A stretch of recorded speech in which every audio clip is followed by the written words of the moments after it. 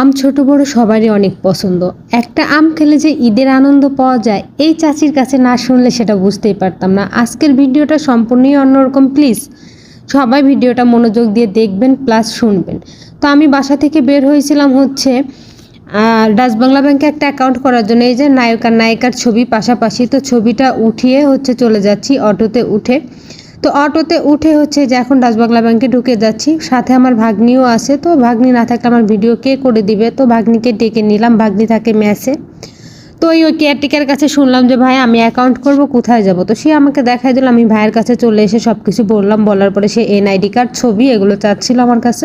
তো চাওয়ার পরে হচ্ছে আমি সব কিছু তাকে দিলাম। আমার অ্যাকাউন্ট করা শেষ। এই ভাইয়াটা আবার আমাকে বুঝাই দিচ্ছে আমি কেমনে এখানে টাকাটা জমা দিব। তো ডাচ বাংলা ব্যাংকের লোকজনের ব্যবহার এতটা ভালো লাগলো, এতটা সুন্দর করে কথা বলে তারা বুঝাই দিল। এটা না আসলে অবশ্যই বুঝতে পারতাম না। তাদের ব্যবহার বিহেভিয়ার সবই ভালো ছিল, কথাবার্তা তো সুন্দর করে বুঝাই দিচ্ছে যে আপনি যদি লাইনে দাঁড়ায় টাকা দেন তাহলে হচ্ছে অনেকটা লেট হয়ে যাবে, আপনার সব শর্টকাট সময় আপনি এখানে এসে হচ্ছে টাকাটা জমা দিয়ে দেবেন। তো আমি ভাইয়ের কাছে আরও কিছু জিনিস শুনছিলাম, তো সমস্ত কিছু আমাকে সে বলে দিল যে হ্যাঁ এইভাবে এইভাবে। তো এই টাকাটা হচ্ছে নিচ্ছিল না, টাকাটা হচ্ছে ভাইয়া আবার একটু ঘষে মেজে দেন হচ্ছে আবারও কি করলো, টাকাটা দিয়ে দিল। তো টাকাটা দেওয়ার পরে হচ্ছে টাকাটা নিয়ে নিল। তো এখন আসি ওই চাচির কাছে। তো আমি এই যে ব্যাংকের অ্যাকাউন্ট করার উদ্দেশ্য বেরোয় গেছিলাম। তো যাওয়ার পরে হচ্ছে আমি ওই কাকিটাকে যাওয়ার সময় দেখে গেছি ওই আমওয়ালার ওইখানে দাঁড়ায় বসে আছে, একটা আম চাচ্ছিল। আর চাচ্ছিল না, সরি ভুল বললাম, সে বলতেছিল 50 টাকায় হাফ কেজি আম দিবা কিনা। তো এই যে ওনার হচ্ছে বলতেছিল গাছ পাকা আম। তো সে বলতেছিল যে না চাচি এইভাবে আম দেওয়া যাবে না। তো দেখেন পরে হচ্ছে 50 টাকা আম দেওয়া যাবে না। তো আমি বললাম ভাইয়া ওনাকে একটা আম দেন। তো আমি কাকির কাছে শুনছিলাম যে কাকি আপনার কি বাচ্চা কাচ্চা ছেলে মেয়ে কেউ নেই, বলতেছে না।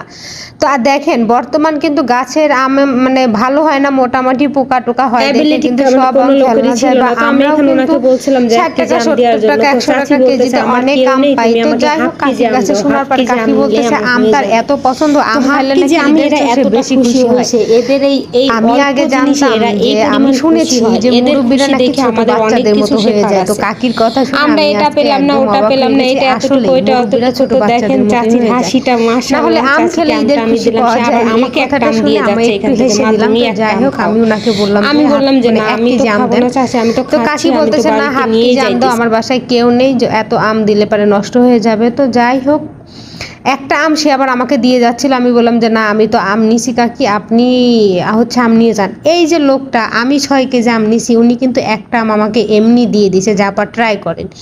কারণ হচ্ছে উনি অবশ্যই আমাকে দেখে বুঝতে পারছে পোশাক আশাক সব কিছুতেই আম কিনতে পারবো বা আম কেনার অ্যাবিলিটি আছে। ওনার কাছে অনেক আম ছিল, উনি কিন্তু ইচ্ছা করলে একটা আম দিতে পারতো। তো যাই হোক আশপাশে কিন্তু অনেক প্রভাবশালী লোকই ছিল। তো প্রায় 20-30 কেজি আম ছিল, সব মিনিটেই কিন্তু আমগুলো বিক্রি হয়ে গেছে। তো কোনো লোকের ক্ষমতা হয় নাই হাফ কেজি আম কিনে দেওয়ার মতোই মুরব্বি চাচিটাকে। অনেকে বলতে পারেন হাফ কেজি আম কিনে দিয়ে ফেসবুকে দেখাচ্ছেন বা ভিডিও করে ভিউ নেওয়ার ধান্দা কামাই করতেছেন। আসলেই কিন্তু না, আমরা এই রকম অসহায় লোক যারা দেখি না একদমই অসহায়, অবশ্যই তাদের পাশে দাঁড়াবো। 1 টাকা হোক 2 টাকা হোক বা একটা জিনিস হোক, যে কোনো জিনিস দিয়ে সাহায্য করব। তো তাদের মনটা বোঝার ট্রাই করব। এই ভিডিওটা করার রিজনটা হচ্ছে এই, যাতে আমার ভিডিওটা দেখে আরও 5 জন আগায় আসে। তো চাচির এই যে দেখেন, আমি যদি আমগুলো কিনে না দিতাম, ভিক্ষা করে সারাদিনে সে 50 টাকা ইনকাম করছে। তো এই 50 টাকা